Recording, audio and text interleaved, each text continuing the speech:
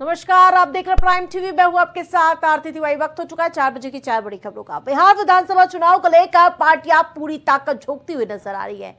NDA और महागठबंधन के साथ इस बार बिहार में थर्ड फ्रंट भी तैयार होता हुआ नजर आ रहा है। जी हां, जन स्वराज पार्टी के अध्यक्ष प्रशांत किशोर पूरी तरह से जी जान जुटाते हुए चुनावी तैयारियों में जुट गए हैं, जिससे बिहार के सियासी समीकरण बदलते हुए नजर आ रहे हैं। लेकिन इस बीच सीएम नीतीश कुमार को लेकर जो रिपोर्ट सामने आई वो चौंकाने वाली है और उस रिपोर्ट में कहीं ना कहीं खलबली मचती हुई नजर आ रही है। आईओएन भारत के किए गए एक ताजा सर्वे में बिहार के 5340 अति पिछड़ी जातियों के वार्ड पार्षदों से सीधे संवाद किया गया, जिसमें बेरोजगारी, नौकरी की मनमानी, विकास कार्यों में लापरवाही, भूमि विवाद, रिश्वतखोरी और साथ ही कानून व्यवस्था की बिगड़ती स्थिति, शराबबंदी जैसे मुद्दे एंटी यानी कि इनकम्बेंसी बनती हुई नजर आ रही है। तो आपको ग्राफिक्स के माध्यम से समझाते हैं कि यह रिपोर्ट क्या कह रही है। 63% लोगों में नीतीश के खिलाफ नाराजगी है। बेरोजगारी, नौकरशाही, विकास कार्यों में लापरवाही के आरोप हैं। कानून व्यवस्था, शराबबंदी जैसे मुद्दों में लगातार नीतीश को कटघरे में खड़ा करता हुआ नजर आ रहा है।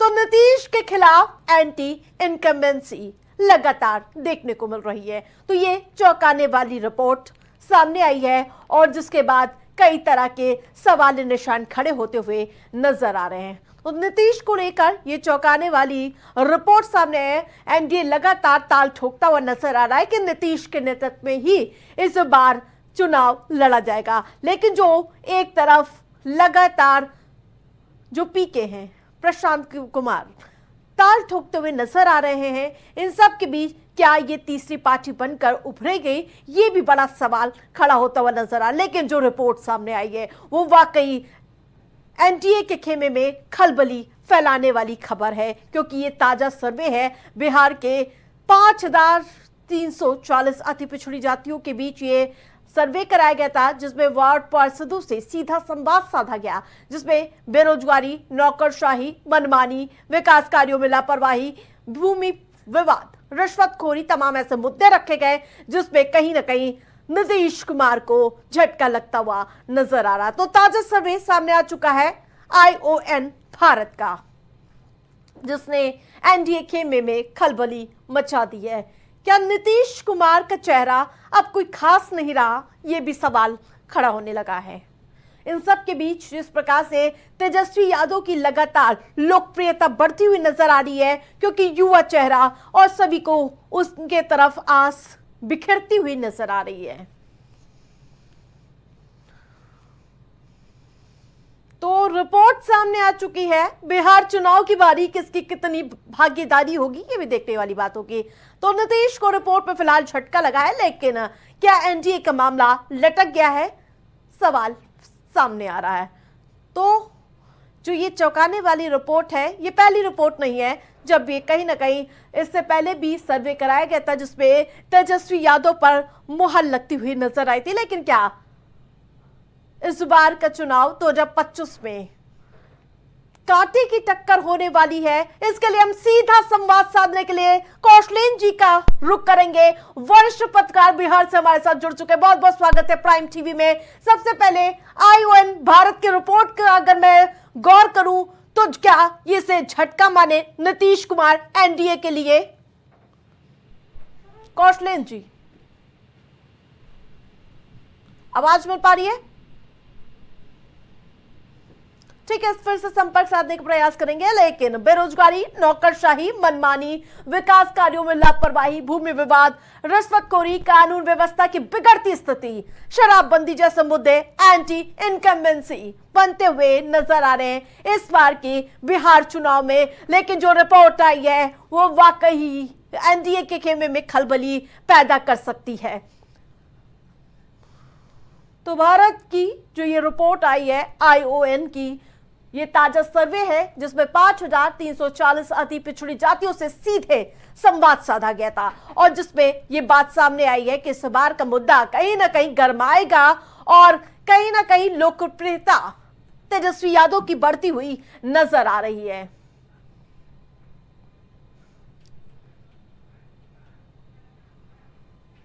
तो इस रिपोर्ट में कहीं ना कहीं खलबली मचती हुई नजर आ रही है आईओएन भारत की।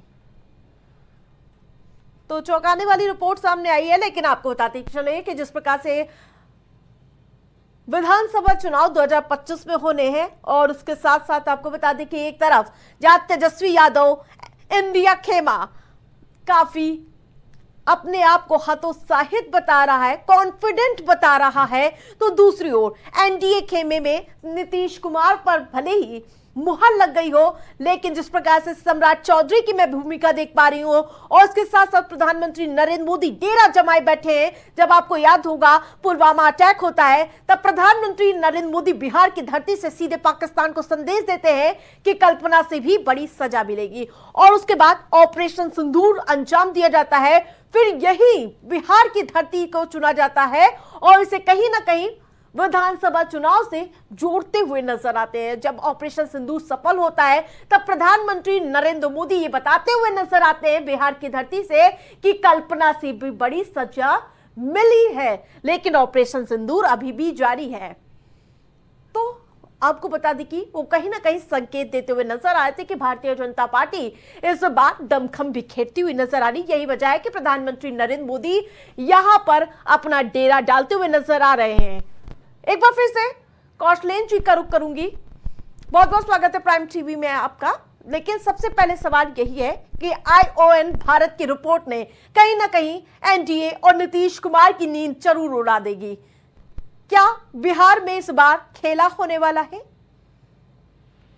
ऐसा है आरती जी कि बिहार की राजनीति को अगर समझना है तो पीछे के पन्ने भी पलटने होंगे। जिन लोगों ने बिहार में 90 का दशक देखा है, उन लोगों के जहन में अभी भी वो बातें बैठी हुई। 90 का दशक मैं बात कर रहा हूँ, जब कांग्रेस की दुनिया वहाँ खत्म हुई थी, जब लालू प्रसाद यादव जब चीफ मिनिस्टर बने थे, और उसके बाद लालू प्रसाद यादव 5 साल रहने के बाद उन्होंने जब राबड़ी जी को सत्ता सौंपी, और उसके बाद जो चीजें बदली, तो लोगों ने देखा बिगिनिंग डेज में 5 इयर्स जब तक लालू प्रसाद यादव थे, बिहार को एक बदलाव की बयार दिख रही थी, इसमें कोई शक नहीं था। हाँ, बाद में चीजें बदली, बहुत सारी हुई कि हाँ जंगल राज है, फलाना है, ये बहुत सारी बातें होती रही। फिर जब राबड़ी देवी के पास आया वैसा बिहार, जो चीफ मिनिस्टर, आपको याद है राबड़ी देवी जो चीफ मिनिस्टर भी थी और वित्त मंत्री भी थी, बिहार की वित्त मंत्री करीब 3 साल तक उनके हाथ में फिनांस भी था। अब मैं बोलना नहीं चाहूंगा, Rabri Devi being a chief minister and finance minister, ये पूरी राजनीति के लिए एक बहुत बड़ा सवाल था। बाद में फिर नीतीश एरा शुरू हुआ। 5 साल नीतीश कुमार मजे में काम किए, बहुत डेवलपमेंट हुआ बिहार में। लेकिन वो 12 में आपको याद होगा जब संसदीय दल का नेता घोषित किया गया था इनको, प्रधानमंत्री नरेंद्र मोदी को, जब न्योता देके लोगों ने बीजे गायब कर दिया था, याद है ना? पटना में पार्टी नीतीश कुमार के उन्होंने न्योता देके उनका खाना गायब कर दिया, तो उसके बाद से सारा खेल बिगड़ने लगा। और अभी क्योंकि चुनावी दौर है, जो आपने कहा ये सर्वे, इस तरह के और भी ढेर सारे सर्वे आएंगे। अभी भाजपा और नीतीश कुमार के बीच खींचतान की भी खबरें आएंगी, लगातार आएंगी। नवंबर में इलेक्शन होना है, लेकिन हर दिन किसी ना किसी पत्रकार से या किसी सर्वे ग्रुप से या सेफोलॉजिस्ट ग्रुप से नाना प्रकार की बातें आएंगी। और अभी जो बात कर रहे हैं, बिल्कुल बात आ गई आपकी, ठीक है। लेकिन एक सवाल एक और सामने आ रहा है कि क्या प्रशांत किशोर क्या तीसरा विकल्प बनेंगे इस चुनाव में? प्रशांत किशोर विकल्प तब बनेंगे जब बिहार की जनता जाति को राजनीति से दूर कर पाएगी। एक्चुअली बिहार की राजनीति, उत्तर प्रदेश की राजनीति, ये कमोबेश बोलिए पूरे भारत में, अर्बन को छोड़ दे तो ये जो जाति है ना, वो राजनीति से जाति ही नहीं। लोग अंत में पोलिंग के डे अपनी जाति पर आ जाते हैं। हाँ। तो जब राजनीति से जाति चली जाएगी, तब तो निश्चित रूपेण प्रशांत एक विकल्प होंगे। नहीं तो अब जबरिया लोग प्रशांत को प्रशांत पांडे बताने में लगे हुए। बिल्कुल। लेकिन तेजस्वी यादव तो आरोप लगा रहे कि मोदी सरकार ने कास्ट सेंसस की बात तो कर दी है विपक्ष के प्रेशर के बाद। ये बात मान भी ली है, लेकिन आरक्षण का कोटा बढ़ेगा या नहीं, इस पर सवाल जनता पूछती रहेगी। क्या ये भी मुद्दा रहेगा आरक्षण का? तेजस्वी यादव से ये पूछा जाना चाहिए कि पहले ये जो कास्ट सेंसस है, कास्ट सेंसस पे कांग्रेस से एका हो पाएगा कि नहीं। तेजस्वी यादव के डिप्टी सीएम रहते बिहार में जो कास्ट सेंसस हुआ उसको राहुल गांधी ने बकवास करार दे दिया। बहुत सारी बातें हैं राजनीति में, मुद्दे उछलेंगे तो प्रतिवार भी होंगे। और रह गई बात आरक्षण आदि की बात, इलेक्शन में नाना प्रकार के जुमले आएंगे, इसके लिए तैयार रहिए। ठीक है, प्राइम टीवी से जुड़ने के लिए धन्यवाद आपका। तो आपको बता दें कि जहां नीतीश को झटका सर्वे में फिलहाल लगने वाला है, लेकिन तस्वीर 25 में ही साफ हो पाएगी।